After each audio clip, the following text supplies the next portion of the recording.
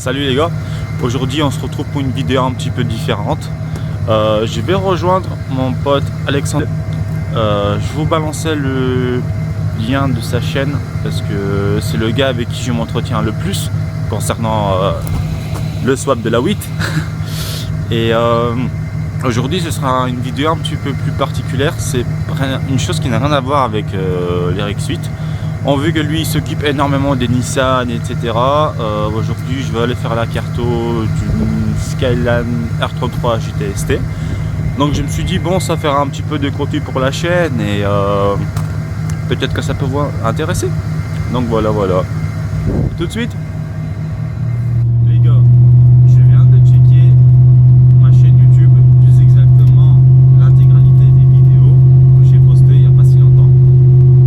Je me suis rendu compte que parmi vous là, ceux qui regardez les non-abonnés là, il y a 82% de non-abonnés qui regardent ma chaîne. Alors soyez sympas les gars, vous aimez mon contenu, donnez-moi la force. Que la force soit avec vous. Abonnez-vous. On a rejoint Alexandre et ici on va regarder pour la 33 qu'est-ce que ça va donner. Exactement, voilà. Allez, première coupure. On est avec Lucien. Pour la première fois. Lulu 9.2 Ouais. sur YouTube. Je porte le masque, il ne le porte pas car il a une grosse barbe, il n'en a pas besoin de ce masque de merde. Boum, voilà, c'est fait. Alors qu'est-ce qu'on est en train de faire mon petit Lulu? Elle est en train de cuisiner. On est en train de cuisiner. Quels sont les ingrédients pour une bonne cuisine sur une R33 GTST? Alors, je pense qu'une bonne arrivée d'essence, Ouais, décompression ouais. et de l'allumage. Et de l'allumage. Et comme d'habitude, boum. Boum. Et quand ça fait boum, ça fait boum. Donc là, le mec, en fait, je vous explique vite fait, il est sur Nistune, car sur la R33 GTST, il faut impérativement passer sur une Nistune type 2.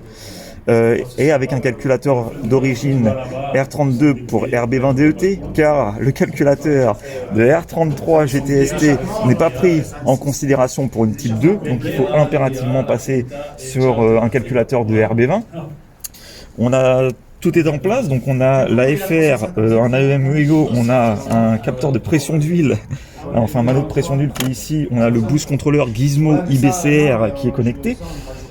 L'ordinateur qui arrive à être connecté en temps réel directement sur la voiture et Lucien qui est en train de faire mimuse avec les premiers paramètres. Il faut savoir que, si je dis pas de bêtises, les premiers paramètres quand on commence à tuner une voiture, c'est le constant quand on change le MAF sensor. Oui. Donc là il est passé sur un MAF de Z32.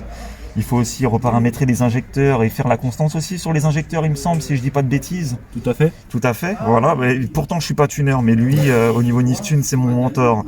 C'est le seul mec à qui je peux faire confiance si on commence à parler de Nistune. Et on a décidé de faire ça ensemble, voilà, de faire de commencer cette vidéo, de faire cette vidéo en 2 épisodes. Donc, le premier épisode sera sur sa chaîne à lui. Ma chaîne à moi. Mais en tout cas, j'ai envie de vous dire que cet homme, il s'est bien parlé. Merci bien. Me la suce pas trop longtemps. Mais... enfin bon, on est là parce que voilà, je voulais rendre service à mon ami Jérémy, qui est ici présent de chez Project J Belgium. Je vous invite à aller voir leur page Facebook et aller leur rendre visite si vous avez des voitures japonaises, si vous êtes à côté de Nivelles, Braine-l'Alleud. Dans le coin, là. Si vous êtes dans le coin de Nivelles et compagnie, ce sont des spécialistes, ces mecs-là. Bah même s'il faut changer le GR sur un diesel, on le fait. Ils le font aussi. Alors ils font de la mécanique standard, comme ce que vous pouvez dans n'importe quel garage, mais ils ont aussi une préférence pour les voitures japonaises. Ce mec-là a en sa possession la R33 GTST dans laquelle je suis installé. On a Jérôme qui est en train de discuter avec les gars de chez Power Concept. Si vous avez des passages au banc à faire, si vous voulez savoir la puissance de votre voiture ou si vous voulez faire tout simplement un peu de tuning sur votre voiture, je vous invite à aller voir les mecs, à rendre visite aux mecs de chez Power Concept parce qu'ils ont été super gentils, ils nous ont ouvert leurs portes et ça c'est... En France, ça aurait été très rare qu'un tuner te dise « Je t'ouvre la porte ». C'est Tout vrai, à fait. C'est vrai. Ouais. En France, on te dit « Va prendre rendez-vous ». Et ici, grâce à Jérémy et à Jérôme, ils ont ouvert leurs portes, leur cœur. À 100 mètres de l'atelier. À 100 mètres de l'atelier. de chez Project J Belgium. Donc je vous invite vraiment, là c'est le petit quart d'heure sponsor, le petit quart d'heure pub. Donc Placement de produit. Project J Belgium, allez les voir si vous avez de la mécanique standard à faire ou si vous avez de la mécanique sur voiture japonaise, des swaps, des turbos, des ce que vous voulez, je vais pas dire le mot parce que sinon je vais être censuré, ma vidéo va être démonétisée. Mais quelque part on s'en bat les couilles. Si vous avez besoin de mettre une bite dans un cul dans une voiture japonaise, allez voir Jérémy et Jérôme de chez Project J Belgium. Ces mecs-là sont en or, ils ont un cœur grand comme ça et ils sauront vous accueillir avec un sourire et avec un service qui est optimum. Je pense que j'ai tout dit de ce côté-là. Il n'y a juste pas de chauffage, donc mettez un pull. Voilà, mettez un pull, voilà. Ou payez le gasoil pour qu'ils puissent s'acheter un canon à chaleur. Mais ça fait sauter les plombs. Ouais, ça fait sauter les plombs à chaque fois. Ah, d'accord. Et donc, là, on va laisser Lucien s'occuper de sa tambouille, mais je vais te garder avec moi, mon copain, parce qu'il faut vraiment que tu expliques un peu le setup qu'il y a sur ce monstre. Donc, je t'écoute. Alors, d'abord, on a construit le moteur autour d'un All7 HX35 conseillé par notre ami Alex. Merci. Avec un corps chaud en 12 cm. Voilà. Ensuite, on a un piping custom.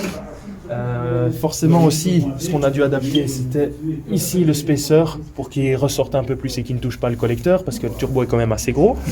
On est venu ici mettre une sortie pour la Westgate et tout ça a été fait par un ami soudeur vraiment très bon. Comment il s'appelle ? Ivo, voilà. Mais il verra peut-être pas la vidéo vu qu'il parle pas français. Mais vraiment super bien fait. Ensuite, tout est custom. Donc, on a la downpipe qui est faite par Jérôme, tout l'échappement aussi. On a mis quand même un silencieux en fin parce qu'il y a vraiment beaucoup de bruit. Sinon, ici, on a un MAF Z32. On a délocalisé ici le bocal parce qu'il prenait trop de place ici. On a un gros radiateur, on a un plus gros intercouleur, échangeur donc. On a un papillon adapté, une catch can. On a ici un bon collecteur chinois, mais qui fonctionne bien. c'est un Freddy. Un Freddy, voilà, un Mais Freddy. ça marche, il fait le game, le bordel. Aucun leak, pas de souci. Donc ici, on a aussi des injecteurs Siemens DK. En 900 Ouais, 890. 890, ouais. Voilà. Les internes sont stock mais neufs. Toute la visserie ARP. On a les joints Cometico et bas moteur, donc on a tout renforcé. On a fait la courroie de distribution aussi renforcée. On a les bobines R8 adaptées avec le harness. Puis ensuite, Régulateur de pression d'essence. Et alors, je pense qu'on est bon. On est bon, ouais. De ce côté-là, on est bon. La voiture était passée chez Evol, je crois qu'elle Solénoïde, sortait. contrôleur aussi. Elle est sortie de chez Evolve à 410 chevaux, mais Vu que je t'avais conseillé en sur low un boost. turbo, ouais, et je t'avais conseillé, alors c'était l'erreur de ma part et c'est pour ça, bon, il l'a pas dit, mais moi je tiens à le préciser, je lui avais conseillé un All7 HX35 en 14 cm3. Mais il y en a tellement, il y a un HX35, ça veut pas dire que c'est ce turbo-là qui est comme ça, il y en a en 12, enfin il y en a même en 8, 10, 12, 14, 16, il y a même plus gros. Ouais. Donc du coup... Moi je t'avais conseillé un 14, mais le problème c'est qu'on s'était rendu compte après que c'était un 16. Ouais. Donc ça c'est mon erreur personnelle. Et on est quand même passé sur un 12, Ouais. parce que déjà le 14 il était hors stock et moi j'avais envie vite d'avoir quelque chose qui se poule un peu mieux. Donc on est passé sur du 12 et on va voir ce que ça donne aujourd'hui avec un bon réglage de contrôleur. Et voilà, Westgate en 44, ça j'ai pas dit, mais bon. Voilà. C'est quoi? C'est une Tial, il me semble? Non, c'est une GFB, c'est australien. Ah oui, la marque australienne GFB. Donc voilà, j'ai sûrement oublié quelques trucs parce qu'on a fait pas mal, mais voilà, c'est fait maison. Et déjà en soi, c'est franchement, je dois avouer, bon, mon moteur est super propre, mais le tien, franchement, je dois avouer que la peinture des couvre-culs, ça reste d'origine, ça on a récupéré sur une Miata, tous les manchons, donc c'est vraiment, on peut pas dire c'est bas budget, mais on a fait de la récupération parce que c'est sorti de ma poche et pas du garage. Et donc ça va passer en noir, ça sera beaucoup plus sobre. T'as investi combien de là juste en pièces sur ta voiture? Pour l'instant, on arrive à un peu plus de 7 000 €. 7 000 juste € en pièces. Juste en pièces. Ah, donc j'ai vendu ma moto, GSX-R de 92, j'ai vendu ma Miata 1800. Plus voilà, ma copine m'a offert pour mon anniversaire un peu de sous, voilà, parce que je voulais rien d'autre que ça pour ma voiture, donc elle m'a aussi aidé et puis voilà. Donc c'est ça le principal, c'est de vous dire que quand vous avez une passion automobile, cela peut revenir très cher et cela peut revenir des fois pas super cher, mais quand on est amoureux et qu'on veut avoir une voiture qui soit un peu hors du commun, on lésine pas un peu sur les moyens, quitte à un peu s'embrouiller avec madame. Là la R33 vient d'être lancée, on va vite refaire un petit tour avec Lucien.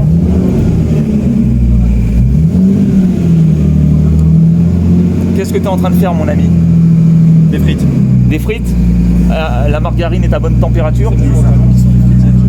Ouais, mais on est en Belgique, donc les frites, dis une fois. Hein. Ouais. Les frites une fois. Hein. Quand voiture là, le throttle body, t'as à combien? Le TPS a été réglé. Le TPS il a été réglé 0,48, 0,45. Je sais plus les valeurs, mais Ouais. c'est réglé sur place. Regarde, les valeurs elles sont bonnes. Les valeurs sont bonnes. Ouais, le MAF c'est bon. Ouais. Du T-Cycle c'est bon aussi. Ouais. Par contre, en fermeture sur le MAF, sur le throttle body, on est à 0,20 volts. Normalement, on doit être à 0,40 normalement, 0,45 normalement. Hein. Ah, Et quand- peut-être qu'ici avec le faisceau de la voiture, etc., Ouais. c'est possible que ça change. Hein. Ouais, Parce que ouais. là ça a l'air de bien. Ça a l'air d'être bien répondre. bien, ouais. Ouais. Ah ouais, je dois commander un stage 3. C'est un stage 1 neuf. Ouais. Et 5 étoiles. On est à 400 €. On verra bien. Un ACT ou un compétition. Bon, on se reprend tout de suite les gars, parce que là, Avec moi... la concentration. Hein. Eh ouais, je te laisse te concentrer mon gars, je te laisse faire ce que t'as à faire.